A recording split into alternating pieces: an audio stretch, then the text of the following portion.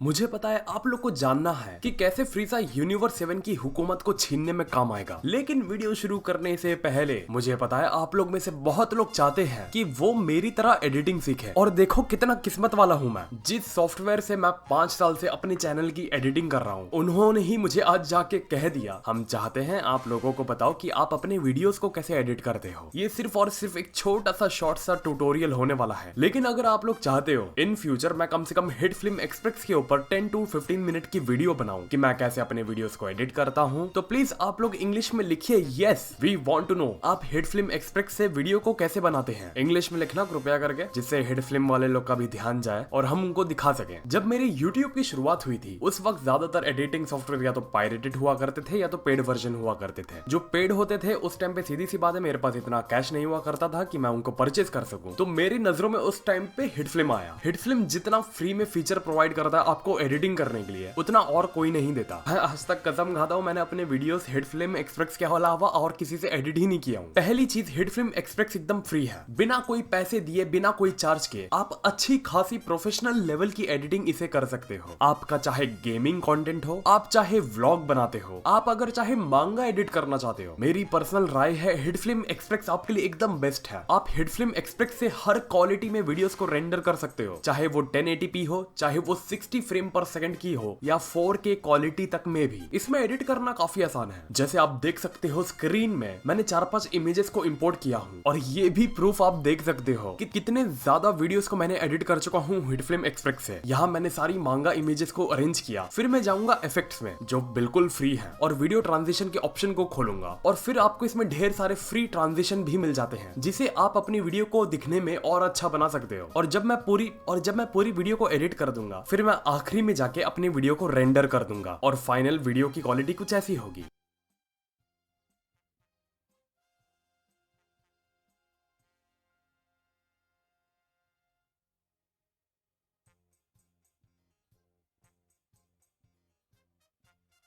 और अगर आपको हिट फिल्म के और ट्यूटोरियल सीखना है तो आप इनके YouTube चैनल को जाके सब्सक्राइब करो। FX होम करके इनके चैनल का नाम है, वहां से आपको और ढेर सारे एडिटिंग ट्यूटोरियल्स मिल जाते हैं। और अगर आप चाहते हो मैं एक सेपरेट वीडियो बनाऊं हिट फिल्म एक्सप्रेस के ऊपर, तो आप कमेंट सेशन में प्लीज इंग्लिश में लिख दीजिए, जिससे उन्हें लगे कि हाँ इंडिया के लोग और मेरी ऑडियंस इंटरेस्टेड है। So go and download Hit film Express, link in the description. तो यार ड्रैगन बॉल सुपर की नई मांगा अपने पीछे काफी सवाल छोड़ गई और काफी नया कॉन्सेप्ट ड्रैगन बॉल सुपर की कहानी में जोड़ा जा रहा है। पहली बार ड्रैगन बॉल सुपर में पावर और पैसों को लेके बात चल रही है। एक ऐसा शख्स आया है जो यूनिवर्स 7 को पैसों के जरिए पूरा अपने कब्जे में करना चाहता है और पूरे यूनिवर्स की हुकूमत अपने हाथों में लेना चाहता है। मैंने याद है तुम्हें कहा था जब तक कहानी में एक स्ट्रॉन्ग एजेंडा ना हो तब तक कहानी में कोई मजा नहीं। लेकिन ग्रेनोला का जो चैप्टर है उसमें काफी स्ट्रॉन्ग मोटिव है कि आखिर नेगेटिव रोल जितने भी हैं, अगर वो ये सब कर रहे हैं तो इसके पीछे उनका राज और उनका इतिहास क्या रहा है। और ये चैप्टर मानो या ना मानो बहुत पॉलिटिकल होने वाला है। Beerus,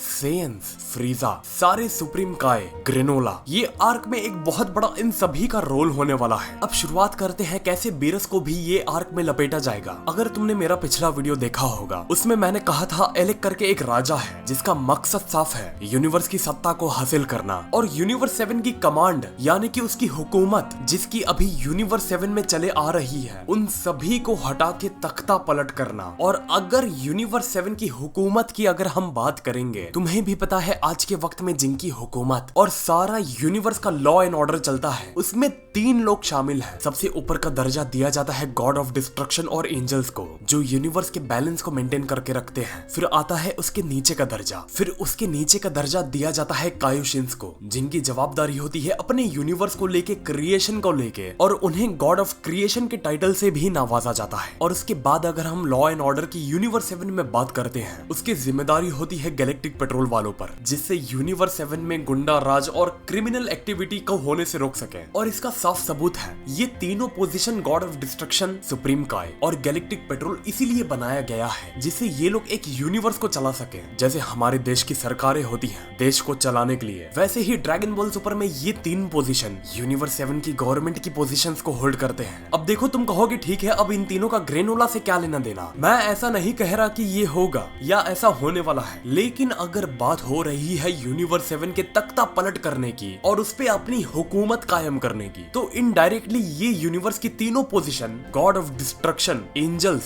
supreme Kais, galactic patrol वाले भी आते हैं। और क्या ऐसा हो सकता है? तुम खुद सोचो कि दो लोग की हुकूमत एक यूनिवर्स में चल रही है। वो एलेक राजा जिसका ये प्लान है, वो यूनिवर्स 7 में अपना राज करेगा और बीरस और गॉड ऑफ क्रिएशन शांत रहेंगे। आज से बहुत साल पहले ड्रैगन बॉल जी के जमाने में यही कोशिश बाबिडी ने भी किया था, सुप्रीम काय को सीधा खत्म करने की। उसने कोशिश किया था माजिन बू के जरिए, तो हमें इसे काय वॉर कहना चाहिए। फिलहाल अभी तक ये साफ नहीं रहा है ऐसा क्या हुआ था जिसके वजह से काइस को वो वॉर में उतरना पड़ा था, और बाबिडी का भी ऐसा क्या मकसद था जो उसने सीधा माजिन बू को काइस के ऊपर ही छोड़ दिया था कि इन काइस की पूरी रेस को खत्म कर डालो। लेकिन काइस को खत्म करना तुम अच्छे से जानते हो, काइस खत्म, गॉड ऑफ डिस्ट्रक्शन खत्म, और गॉड ऑफ डिस्ट्रक्शन खत्म तो एंजल्स का काम भी खत्म। और काइस पर हमला करने का एक ही साफ मकसद हो सकता है, क्योंकि यूनिवर्स उन पे चलता है। तो बाबिडी का यही साफ मकसद था, यूनिवर्स को काइस से छीन के अपनी हुकूमत को यूनिवर्स पर चलाना। तो इसमें काइस से लेके गॉड ऑफ डिस्ट्रक्शन और गैलेक्टिक पेट्रोल इसमें आएगा, तो गोकू वेजिटा भी इनडायरेक्टली इसमें कनेक्ट होंगे, और इसमें सभी का बड़ा रोल हो सकता है कि होने वाला है। तभी विस को बार बार ये चिंता सता रही है कि आखिर ऐसा क्या होने वाला है। जो टूर्नामेंट ऑफ पावर पर ये मछली दर्द से नहीं तड़पी, ब्लैक गोकू के आर्क में ये मछली ऐसे नहीं तड़पी, मोरो के आर्क में ये मछली ऐसे कभी नहीं तड़पी, वो आज पहली बार एक बहुत बड़ी मुसीबत का इशारा कर रही है। इशारा साफ है कि ये बार बात गॉड ऑफ डिस्ट्रक्शन तक आने वाली है। अब फ्रीजा यहाँ कैसे आ सकता है? फ्रीजा भी देखो वो आज भी वैसा ही है जैसा हमेशा हुआ करता था। अब फ्रीजा यहाँ हो सकता है कि दो रोल में बढ़ सकता है, या तो वो अभी की हुकूमत को बचाने के लिए साथ आ जाए, और साथ इसीलिए आ जाए क्योंकि हम जानते हैं ग्रेनोला फ्रीजा की जान के पीछे पड़ा हुआ है, या तो फ्रीजा बैकडोर से एलेक के साथ पार्टनरशिप करके उसकी मदद करेगा, और उनमें हो सकता है कि कुछ डील हो कि अगर हमारा प्लान कामयाब रहा तो मैं चाहूंगा कि हमारी हुकूमत आने के बाद ये इतना हिस्सा मुझे दे दिया जाए, और इसमें मैं भी तुम्हारी मदद करूंगा। जो पहले यहाँ के फॉर्मर गॉड ऑफ डिस्ट्रक्शन बेरस का काम हुआ करता था वो मुझे दे दिया जाए। एक एग्जाम्पल के तौर पर बता रहा हूँ, क्योंकि मैंने उस दिन मांगा में ये साफ नोटिस किया, एलेक को ग्रेनोला से लेके कोई हमदर्दी नहीं, और उसने जानबूझकर ग्रेनोला के सामने फ्रीजा का नाम लिया, और जानबूझकर उसने फ्रीजा के बारे में छुपाया भी